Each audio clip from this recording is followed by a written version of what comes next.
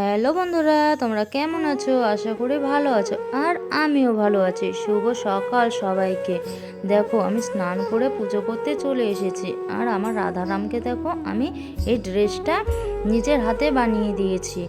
এই প্রথমবার আমার রাধারামের অঙ্গরাগ করব। আমি নিজের হাতে করব অঙ্গরাগটা। কেমন হয়েছে তোমরা সবাই জানাবে কিন্তু। আর একটা কথা বলি সবাইকে, জানো তো, আমার গোপালের নাম আমি রাধারাম রেখেছি। তাই জন্য সবাই কত হাসাহাসি করছে। নাম রাখা কি খুব খারাপ ব্যাপার বলো? আমি আমার মতন রেখেছি, যার যার ইচ্ছে সে তার মতন রাখবে। আমি আমার ইচ্ছে মতন রেখেছি রাধারাম। তাই নিয়ে কতজনের কত কথা, কত হাসাহাসি। রাম আছে তো রাধা কই, মানে অনেক কথা। আমার তা নিয়ে খুব খারাপ লেগেছিল। এ নিয়ে আমি আর কিছু বলতে চাই না।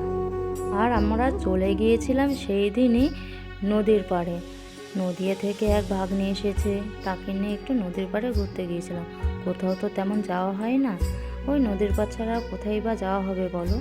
আর চারিদিকে সর্ষে ফুলে দেখো কত সুন্দর, একেবারে খুব ভালো লাগছিলো দেখতে। আমাদের শাক তোলা হয়ে গেছে আজকের মতো এইটুকুই। আর দেখো, আসার সময় আমরা একটু ছবি তুলে নিয়েছিলাম। তোমাদের যদি ভালো লাগে তোমরা সাথে থেকো, পাশে থেকো। আজকের মতন টাটা।